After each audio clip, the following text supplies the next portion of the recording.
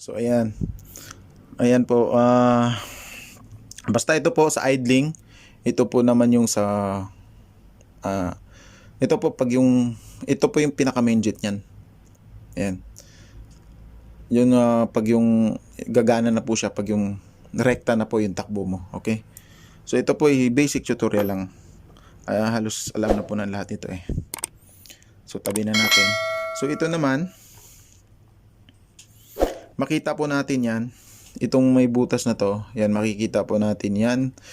Saan po ba pupunta yan? Papunta ito.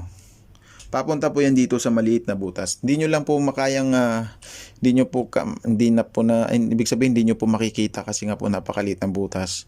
Pero pag binaklas nyo po yung karburador ninyo, makikita nyo po yan. So, yung butas na yan, tsaka ito, halos magkasama lang po yan. Itong butas na to sa idle, tsaka ito, magkasama lang po yan. Pumunta po dito yan sa may bungad. Yan, sa may manifold. Ito po, ayan o, yun, may butas po yan o, yan o. Tapos, ito konektado po yan dito sa air and fuel mixture adjust screw. So, ito po yung, dito po ina-adjust yung hangin tsaka yung gas, yung gasolina. Okay? So, once na pag niluwagan nyo po itong screw na to, ang mangyayari po dyan, magbabago na po yung mixture ng gasolina at saka yung hangin. Okay? So, ngayon, may nagtanong po sa akin kung paano daw po ina-adjust yung hangin sa mga ganitong karburador. So, hindi po ako eksperto, base lamang po to sa aking mga na-experience. Pag ako po nag-a-adjust ng hangin sa motorsiklo, ang ginagawa ko po, binababa ko muna yung idling ng motor o yung minor. Tapos, tsaka ko siya pinipihit yung hangin. Ito po. Pag once na pinihit ko po siya, kung saan po siya banda na pinihit ko, paluwag, pahigpit, kung saan po siya banda tumaas yung minor niya, dun po ako titigil sa pagpipihit. Once na pag tumaas na po yung minor niya, dun po ako hihinto, tapos ibababa ko yung minor. At saka yung ganong paraan kasi, subok ko na po yun. At wala namang problema sa takbo at gumaganda rin naman yung takbo. Hindi ko lang po alam sa iba kung ganun din po ba ginagawa. Basta sa akin ay yun lamang sa aking mga na-experience ko. Okay? So hindi ko po sinasabi kung tama po yun, pero yun lang po yung mga na-experience ko. Okay? Dahil medyo matagal na tayong gumagawa ng motor. Kaya marami na rin tayong mga na-encounter na mga problema ng motor. Iba't ibang klase ng motor. Okay? So, ayan po yun mga guys. Dito po ina-adjust yung hangin. Yan. Halos ito po sila magkasama lang po yan. Itong butas na to, tsaka ito, magkasama lang po yan dito.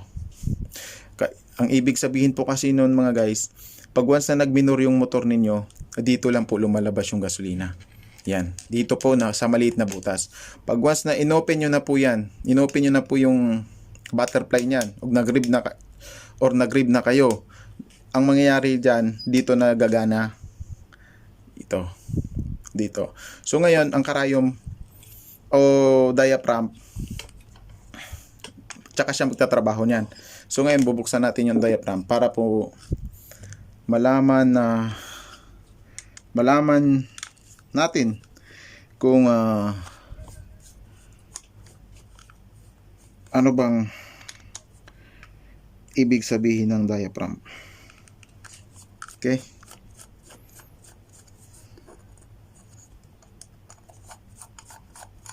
Yun. Basta pag magtanggal kayo ng mga tornilyo, mga screw na ganito, kailangan maganda yung Phillips screw niyo para hindi po siya masisira. Kasi yan po yung dahilan kung bakit nasisira yung tornilyo. Ayun po, ito po. Yun. Yan, ito po yung spring niya. Ang trabaho po nitong itong spring na to, ang trabaho po nito, pag umangat si diaphragm, siya po yung magtutulak pabalik. Okay? So, ito po yung trabaho ng spring. So, ngayon po, yung sinasabi ko po sa inyo, pag yung, itong mga butas na to, itong maliit na butas na to, itong maliit, tsaka itong sa idle, gumagana po yan pag minor. So ibig sabihin dito po lumalabas yung gasolina niyan sa may maliit na butas pag nagmi-minor lang yung motor ninyo.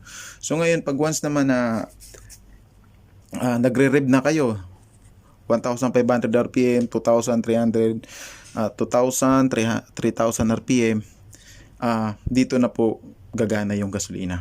So ang trabaho po kasi nito mga guys, ganito po yung trabaho niyan. So yung karayom nakasalpak po yan dito. Tapos yung G-tanks na to, may butas po yan. So yung butas po dyan sa sa may G-tanks, dyan po nakaharang yung nakaharang yung karayom. So pag once na nag-rev na po kayo, nag-revolution na po kayo, makikita nyo po yun sa mga motor ninyo na diaphragm. Aangat na po yan, makikita nyo, may gasolina na po yan na aangat, tatapon dun. Hihigupin na po ng intake ninyo. Okay? So ito, ang purpose po nitong yung butas na to, ito, yan. Makita nyo po yan, kabilaan yung butas. Yan.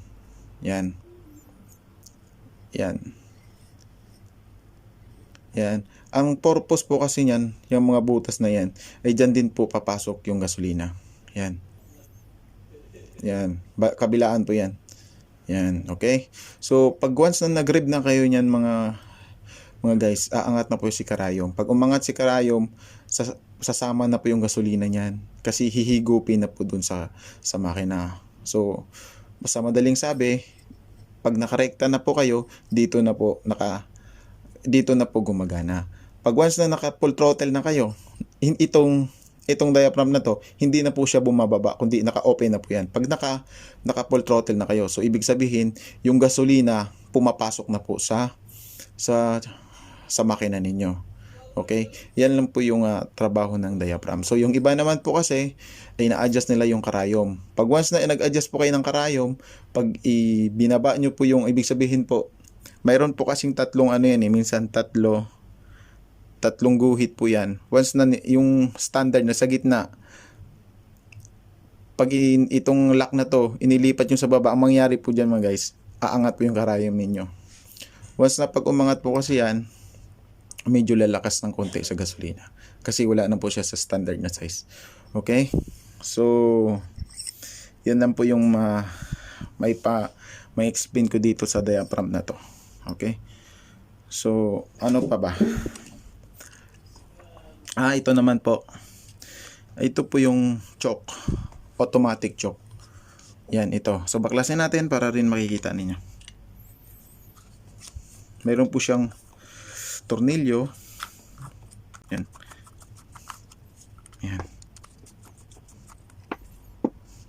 Yan. Okay.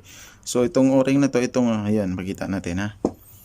Yung butas na yan mga guys. Ito, makita nyo. Yun. So, nakaganyan siya. So, may butas po yan. Itong butas na to, ito. Yan, tatlong butas na yan. Ay, konektado po yan dito. Itong butas na to, konektado pa rin siya dito. Yan, makita nyo. Itong butas na to, konektado rin siya sa maliit. Tapos yung itong isang butas na to, konektado rin siya dito sa may malaking butas. Ito po yung hihigop ng hangin. Yan po. Yan. Makita ito, yan. Yung butas na yan, konektado yan dito sa isang butas. So tapos yung isa naman, konektado sa adjustment ng hangin tsaka yung gas. Tapos konektado pa rin sila dito sa may malaking butas, mga guys. Yan to. Yan, may butas na makita nyo ba? Yan, may butas po yan, yan. Pasensya kayo, hindi na masyado napopokus yung camera ko. Yan, may butas po yan dyan, konektado po yan. So ano bang trabaho nitong choke na to? Baklasin natin lahat para malaman din natin. Yan. Baklasin natin to lahat. Yan, para makita talaga natin kung ano yung laman.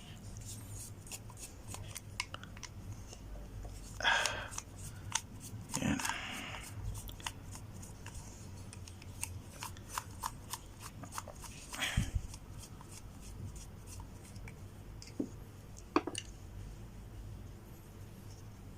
guys, kapag nagbaklas po kayo sa mga motor ninyo, kung ibig sabihin kung mahilig kayo magbaklas, pag magbaklas kayo, tandaan nyo na lang po kung paano nyo binaklas para po alam nyo po magbalik. Okay, so ito guys, ito po yung mga butas na yan.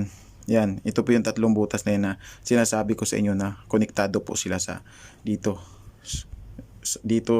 tsaka yung sa hangin, tsaka yung dito sa may, ito po, sa may pahigop. Okay.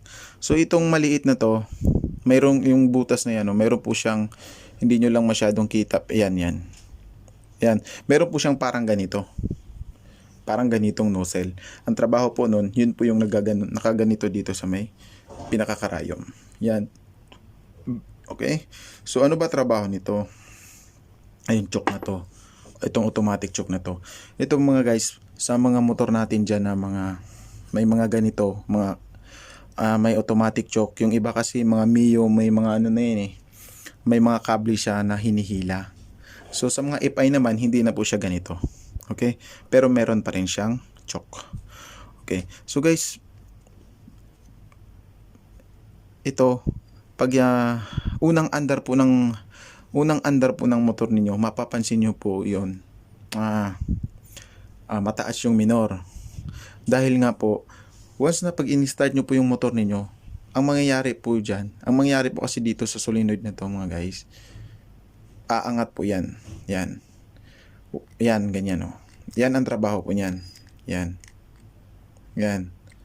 Pag once na in-start nyo po yung motor ninyo, unang andar, aangat po yan dahil po may rewind po yan dito sa loob, may solenoid po siya. So once na pag umandar na po siya, aangat to, ang mangyari po dyan, tataas yung idling ninyo. Alam nyo kung bakit tataas? Kasi ang nangyari po doon mga guys, hihigop itong butas na to mga guys, hihigop po ng gasolina yan. Pag itong butas na to, hihigop ng gasolina dito, pupunta naman dito sa loob. Yan sa butas na yan. Yun. Yung butas na yan mga guys. Diyan po magbabypass yung gasolina sa makina. Yan po yung pag nag-choke kayo, mag-open po yung pinaka-solenoid na yan, papasok po yung gasolina dito. Kasi ito po yung pinaka check valve niya. So pag nag-open na po yan, automatic po yan, papasok po yung gasolina dito. Yun po yung magpa-prime ng gas dun sa makina ninyo. Kaya po siya, mapapansin nyo pag unang andar ng motor ninyo, medyo maamoy po yung tambutso ng gasolina. Kasi yun po yung trabaho nun ng choke. Pag sa unang andar, nagpa-prime po siya ng gasolina. Okay? So ngayon, ito po, paano po ba siya bumababa? Itong solenoid na to, pag na-reach niya na po yung init dito sa pinaka-solenoid niya, dahan-dahan na po siyang bumababa. Hindi po yan biglang bumababa. Hindi po siya biglang bumababa. Dahan-dahan lang po siyang bababa hanggat sa masagad niya na po yun. Hanggat sa mabarahan niya na yung butas, tsaka na po bababa yung idling ng motor ninyo.